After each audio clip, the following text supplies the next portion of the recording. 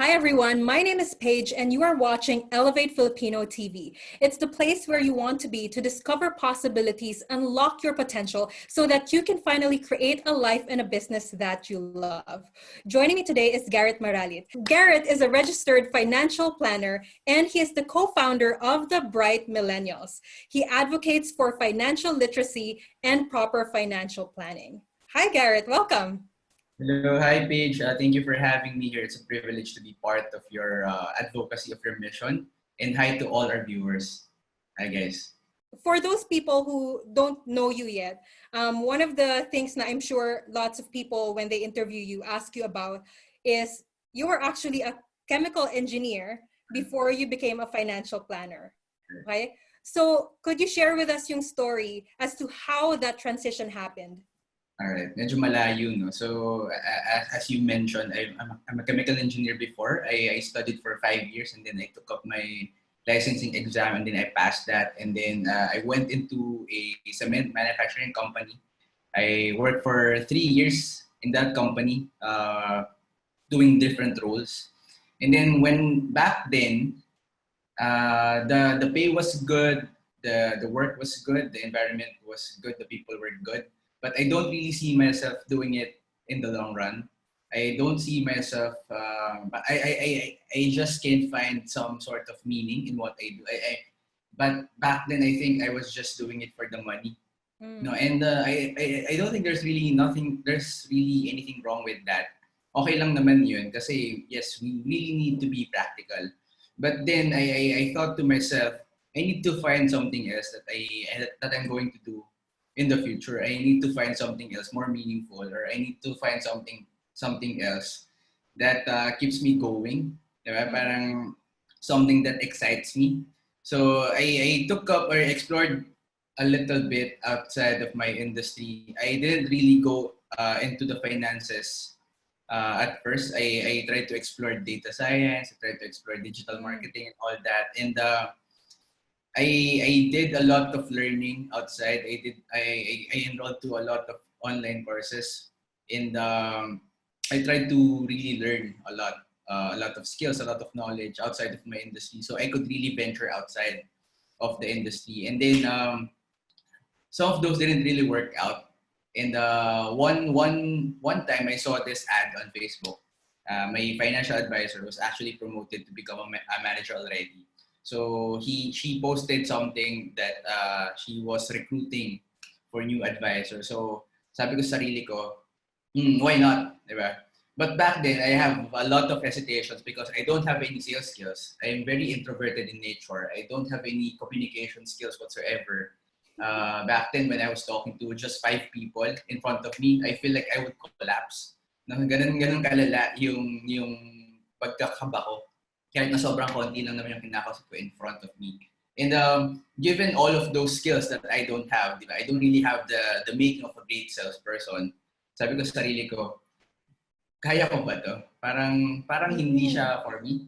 Pero I always like a good challenge. I believe that if you would want to reach your goals, if you would want to live a fulfilling life, you have to really push past your limits. So sabi ko, sige, game natin, try natin. Tatry lang naman wala namang masama, diba? Explore tayo and all that. So I went into it, and true enough, no, I really struggled a lot. I really struggled a lot when I was starting. My first 3 months were not really that good. And then yung succeeding months ko talagang struggled to the point na I think I was about to resign kasi I couldn't really meet my sales quota back then. So, isip ko, parang hindi para sa akin to. Parang ganun, parang we have that moment, di ba, naisip natin na hindi para sa atin to. But I really have to be honest with myself. I ask myself, nagawa ko na ba lahat? Did I really did my best? Best effort na ba yan? Did I really,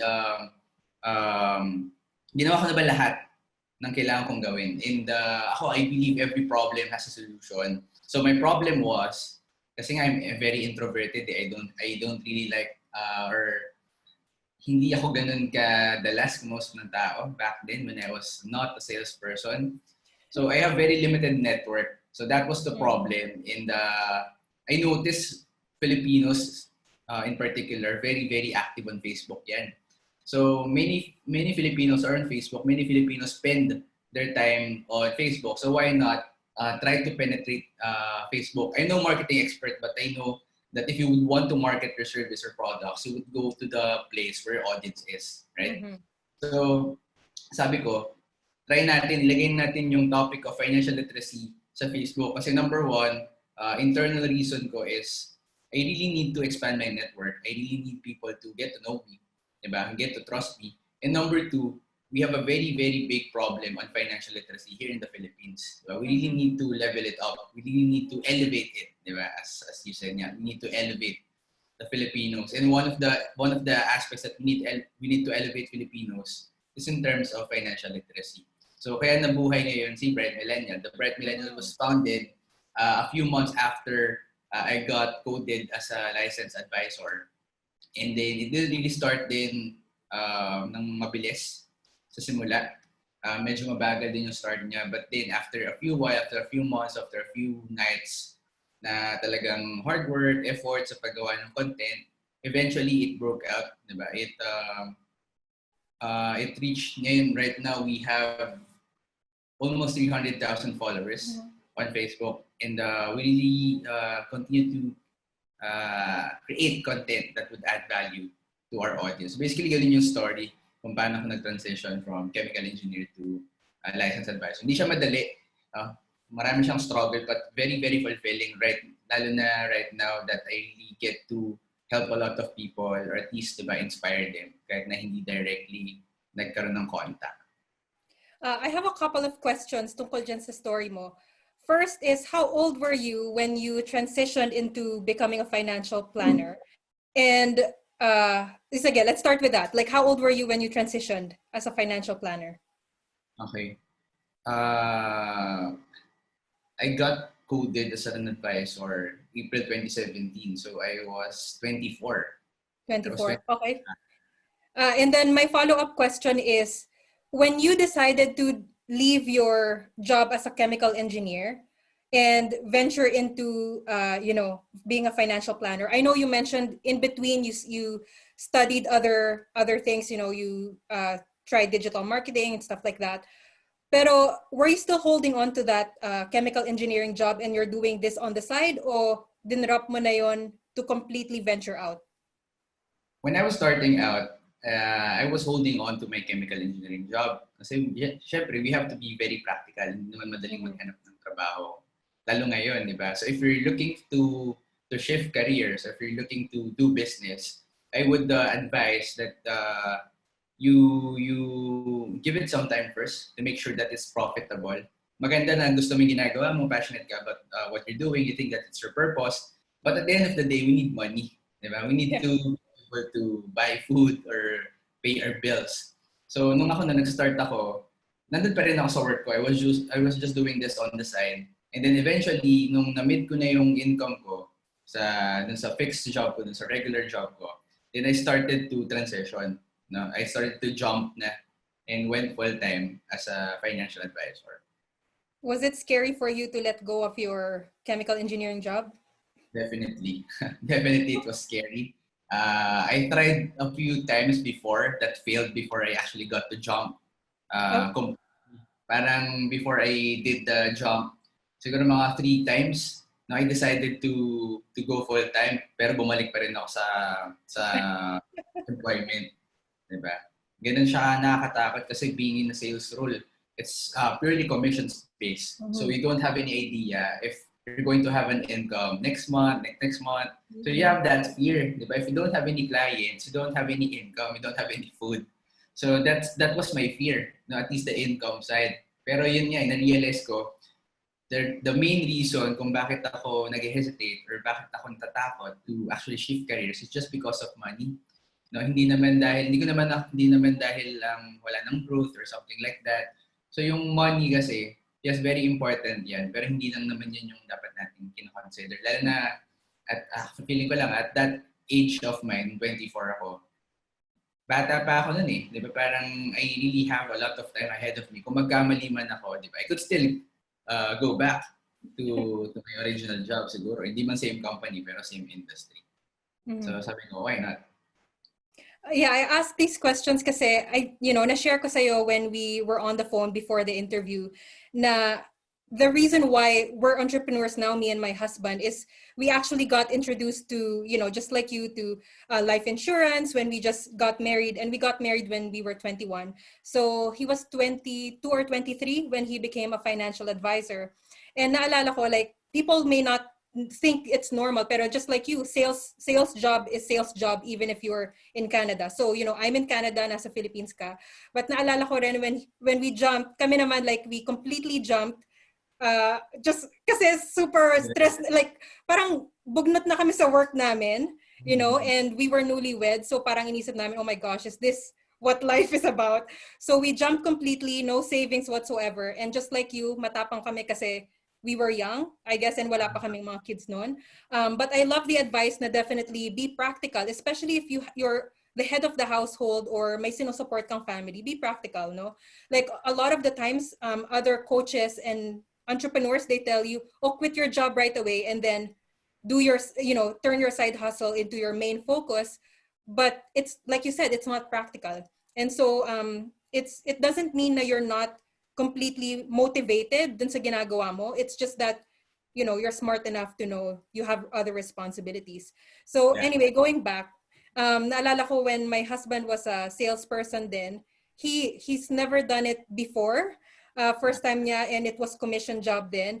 And naalala ko for 3 months, we were living on our own now, and we didn't have income for 3 months. So credit card ng credit card ng credit card. Tapos naalala ko nga, kasi dito, yung tinitira namin dati, you have to have like coins para mag-laundry ka. Hindi kasi pwede dito yung isasampay mo sa labas kasi naka-snow, no? So kailangan ng washing machine. And naalala ko, we were so broke at one time nung nag-jump nga yung husband ko into becoming financial planner. Na we literally would, lalagay namin sa malaking bag yung mga labahan namin. And maglalakad kami ng 15 minutes para makilaba kami sa bahay ng mother-in-law ko. So, that's just one of the stories. So I highly, highly respect yung mga financial advisors and people who really work in sales field, because you really have to be passionate about it and you have to be really good at what you do for you to be successful in this type of career. So I wanted to share that story, especially na you're also millennial. I asked you as well kung how old you were when you became a financial advisor. Kasi I know na yung group mo, it's called the Bright Millennials. So you're obviously passionate about serving millennials. But I want to find out, when your friends found out that you became a financial planner, how did they react? Parang feeling nila hindi ako fit talaga doon kasi they know me eh. I didn't take any offense naman back then. Yung feeling nila hindi ko siya kayang gawin kasi hindi talaga ako salesperson eh. I don't really like talking to people. I don't like small talk. And when you're in sales, basically your capital is your words, diba? So yung ano mo lang, mga sinasabi mo lang. So hindi sila, parang feeling nila face lang siya. Pero hindi naman nila ako parang hindi naman sila totally negative about it. Supportive naman sila. Even some of them became my first few clients. So, okay naman sila. Yung mga close friends, no? Pero yung mga friends lang, siguro sila yung mga medyo mahirap i-approach. Diba? When you're in a sales position, you get to realize na hindi ganun kadali magbenta sa friends mo, even sa families mo. Maybe some of them would they doubt you.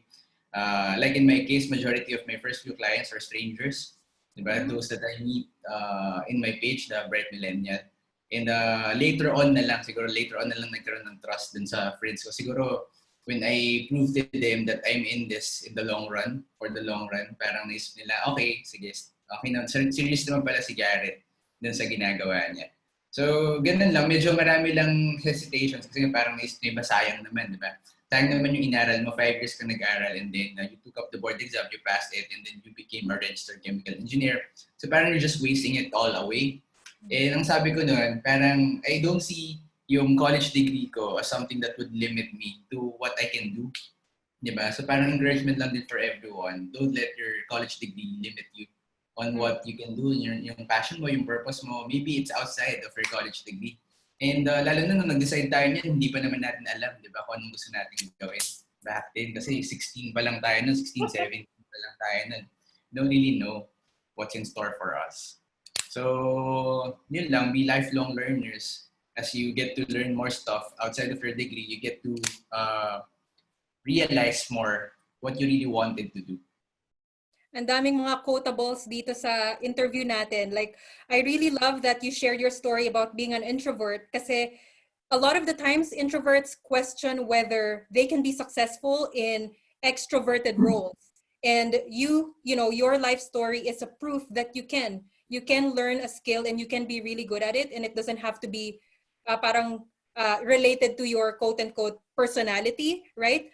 And I really love what you said then. Your college degree does not have to be your limit as to how you serve other people and what you can achieve in life.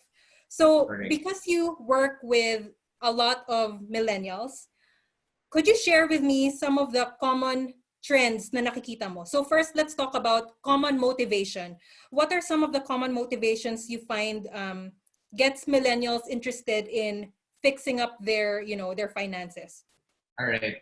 Siguro one common motivation among millennials is because they saw what their parents are experiencing. Diba, the generation before us, they didn't really prepare their finances. Hindi naman uso dati ang financial planning or even insurance. We don't really talk about it. We don't really talk about insurance or investments. So they see the effect. But they see the effect in their parents and they didn't want to actually experience the same thing. So majority of them would say, or if I ask them, why are you going through this financial planning? Most of them would say, because I want to prepare for my future. I want to retire properly and I want to prepare early. Na siguro isa sa mga common na sinasabi ng mga millennials, they want to retire early. Kasi the previous generation, usually they retire at 60, 65. Our generation would prepare to retire earlier, siguro mga 50 or 55. So that's one common motivation. Another motivation is many millennials would want to do many things. We want to travel, we want to experience many things. And if you would want to travel, if you want to do all of these things, you obviously need money. Okay, so paano ka magkakaroon ng money? You need to properly manage it. You need to properly invest it. Kasi yes, you can do it without doing any planning. You could travel without investing, without planning. Pero once you come back from your travel, usually broke ka na nun. Wala ka ng savings or baon ka pa sa utang. So we don't want that. Diba? Millennials would want to travel, would want to experience things, but at the same time, be able to prepare for their future. And siguro number 3 motivation, para lang tatlo yung masabi ko sa'yo. Siguro number 3 motivation is connected din sa number 1. Since the previous generation, majority of them were not able to prepare kasi hindi naman siya uso before. Another motivation of millennials is to be able to support their aging parents. No? To support their family. Kahit na wala pa silang mga existing family, marami kasi nag-start pa lang din naman ng career. Kahit na wala pa silang existing family, they would want to support their family and even their siblings. Lalo na yung mga panganay. Or yung medyo mga, hindi naman panganay, pero may mga family na, yung mga nauna sa kanila. So sila yung naiwan. So they would want to give back to their family. Parang ganun. So I really wanted to ask that kasi, you know, I'm also a millennial just like you, and I know a lot of friends who are also financial advisors and financial planners, and they want to motivate then yung millennial generation. And so guys, Garrett just shared with you some of the key motivators of millennials so that when you're approaching them, you know, and offering them financial advice, you know how to speak their language and you know how to kind of get them interested into this type of perspective. And because we talked about motivation, now let's talk about trends when it comes to common mistakes. So obviously not everyone who's watching our series today would be millennials, pero all of them are Filipinos. Now I want to talk about common mistakes na you see either are done by Filipinos with regards to their finances. And you can share with me if you think na, or if based on your experience, mostly millennials lang, or if it applies across the board as Filipinos. All right. Sige, I think this would apply to all Filipinos naman. Siguro number 1 would be yung bahala na mindset natin, mga Pilipino. Diba? Kasi when we have something, when we have money, usually we just spend it all away. But we love instant gratification. We want to buy that new gadget, we want to travel, we want to eat that food or something like that. Usually when we have something, talagang inuubos natin yan. We don't really prepare for the future. And siguro yung iba naman, they would prepare, pero medyo late na in their life, like mga 40s, 50s na. Okay lang naman yun, at least you get to still prepare for it, pero you get to realize na hindi siya ganun kadali mag-prepare for your retirement when you're in that stage of your life, like 40 or 50. Kasi you have to realize, if ever that you retire at 60, that's the longest holiday of your life. Let's say you get to live up to, let's say 80, diba? 60 to 80, that's still 20 years of your life without income. And even if you don't have any income, you still have your expenses, you still have to eat, diba? You still have to pay your bills. So ang question now is, how? How are you going to pay for that? How are you going to pay your food or your bills or any of that stuff kung hindi ka nakapag-invest when you were younger? Okay, so that's siguro one of the most common mistakes. No, we don't really prepare. Talagang bahala na. Number two, we don't really talk about money. No, Filipinos, I think in general, don't like to talk about money. And that's the problem. Because if you don't talk about money, you can't actually prepare for it. You can actually prepare for the setbacks or the challenges that would involve money. So pag may dumating na problem that involves money, usually nag-aaway na lang tayo. Marami ng relationships ang nasira, maraming family ang nasira because of money. And why did that happen? Kasi hindi natin siya pinag-usapan. Usually pinag-uusapan niya pag problema na siya. And medyo mataas ng emotions by that time. So hindi na tayo logical mag-isip. So hindi na tayo makapaggawa ng logical na solution. And number three, ano pa bang common mistake ng Filipinos? We don't get insurance. No, siguro, ipasok na natin we don't get insurance. Sobrang liit lang ng insurance penetration in the Philippines. And marami namang reasons why people would not buy insurance. And yung iba talaga, they really cannot afford. So, minsan kasi sakto lang talaga yung income or wala talagang opportunities to get extra income. So, pag mga ganun, medyo wala namang control doon. Pero marami rin kasing mga tao that they actually have extra income, but still, they do not buy life insurance kasi they don't understand what it is. And kung bakit hindi nila naintindihan yun, again, babalik pa rin sa point number 2, hindi natin pinag-uusapan. Diba? We really talk about money, and most of them they don't like talking to financial advisors kasi nga pag-uusapan natin money and death. So kapag hindi mo kasi alam kung anong ginagawa ng insurance, syempre obviously you would just stay away from it. So I want to share with you kasi I am based here in Canada. I was able to coach people who are not necessarily Filipinos. Pero I wanted, like, one of the common topics definitely is money. Kasi if you ask anyone, we all want to be financially free. We all want to be financially comfortable. Pero like what you said, the conversation about money, it makes us very uncomfortable. And so one of the things na I share with other people is if you want to parang start changing your financial status, you need to change your feeling about money. Like, kumbaga, just like what you said, kailangan natin pag-usapan, right? We need to have that difficult conversation. And instead of, like, I know, naalala ko before when we were in debt, like my online banking, no? Ayaw kong mag-log in sa online bank kasi ayaw kong makita yung credit card ko noon o kung ano man. And even now na kahit wala na kaming debt, sometimes na-feel ko pa rin yun na parang, oh my God, I don't want to log in, right? So I think part of it is parang na-embed na sa atin from generation to generation na yun nga, uncomfortable to change about money. And siguro for us to have that ma-change yung mindset natin about noon, yun nga, like guys, follow Bright Millennials if you're not part of it yet. And definitely have that difficult conversation with your friends and your family in a safe space para masanay tayong pag-usapan. And like I said, actually kahit hindi Filipinos, even people of other, races, kahit na American or Canadian, they actually also have a hard time talking about money unless, of course, may pera. You know what I mean? Like, syempre kung may pera ka, madaling pag-usapan. Pero if you're in debt or if you're struggling, it's mahirap siyang pag-usapan regardless of your race. So it's a common theme sa for all of us humans.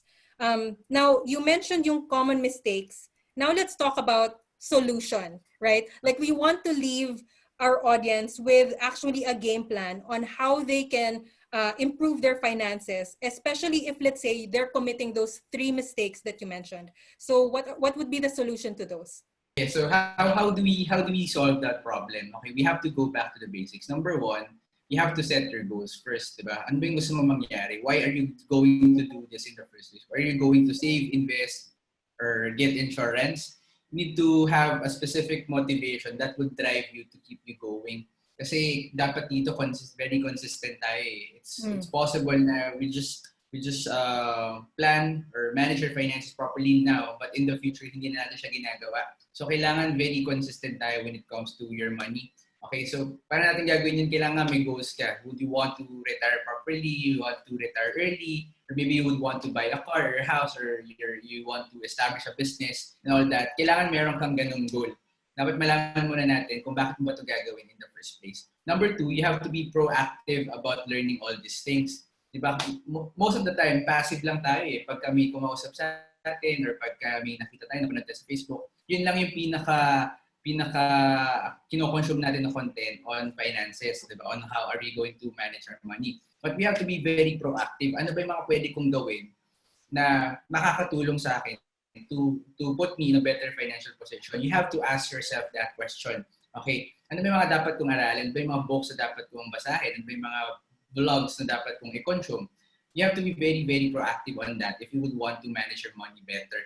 And number three, if you can, better sana if you could reach out to a financial advisor, finance professional that would help you in your journey. Not only will they share to you their knowledge, you would be also be accountable to them.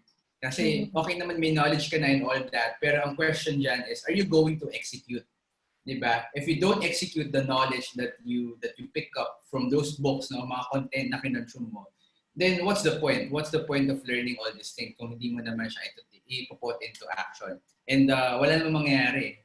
There's really wala namang mangyayaring change if hindi mo naman gagawin yung mga inaral mo beforehand.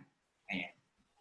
So I like that you touched on kailangan nila mag-reach out to someone, to a professional or to a financial advisor na kakilala nila. Obviously, right now, you serve as a coach and a mentor to a lot of people, especially with your platform. I'm curious to find out what role did coaching or mentorship played in your life, right? So sa life mo naman. Okay. So I have many mentors, lalo na when I was starting out. Even up to now, I still have a lot of mentors. When I was starting out, my first mentor was my direct manager. Kasi I don't really know anything about sales. So I need her to show me the ropes on how am I going to survive in the industry. So siya yung first mentor ko. Then after that, I reached out to the manager of my manager. So that parang siya, N+2 ko siya back then. So I started to reach out to many more advisors in the industry. And nakakatuwa na kasi very generous yung mga tao in the industry. They really like sharing their best practices. And dapat natin ginagawa yun. No? We should really reach out to as many people as we can. And we reach out to those people na nagawa na nila yung mga gusto nating gawin. Okay, you reach out to the people who have already done what you want to do, or dapat din you check if they have the same values as you. Okay?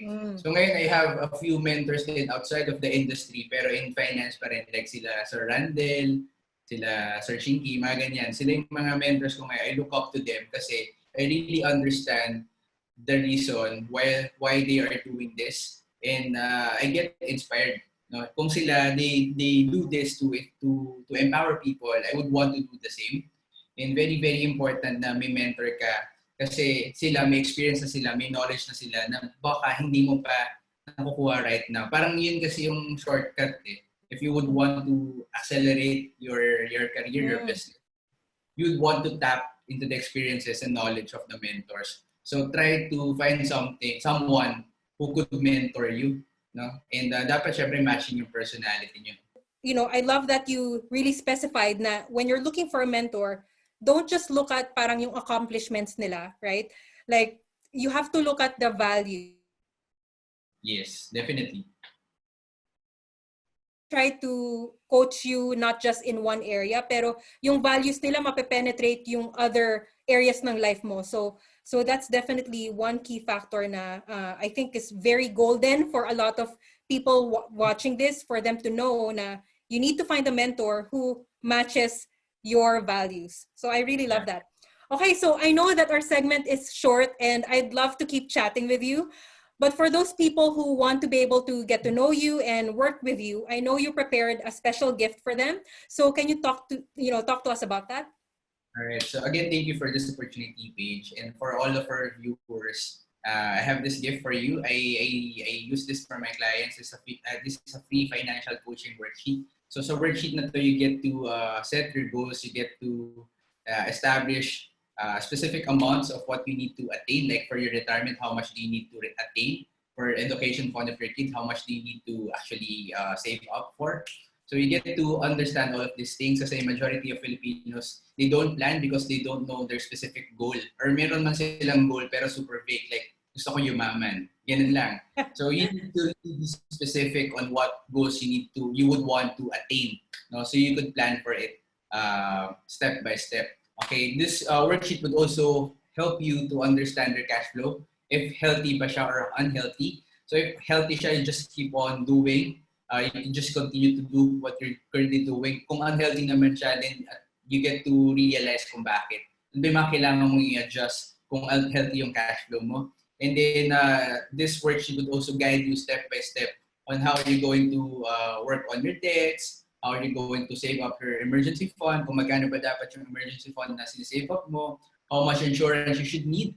Diba? We should not buy insurance blindly. We should know ano yung mga dapat lang, magkano lang ba dapat yung coverage, how much budget lang ba dapat yung sinet aside mo for insurance. This worksheet would answer this for you. And then finally, the investment side, ano yung mga investments that you could take, or how much, diba, magkano ba dapat yung ini-invest mo on a monthly basis and all of that.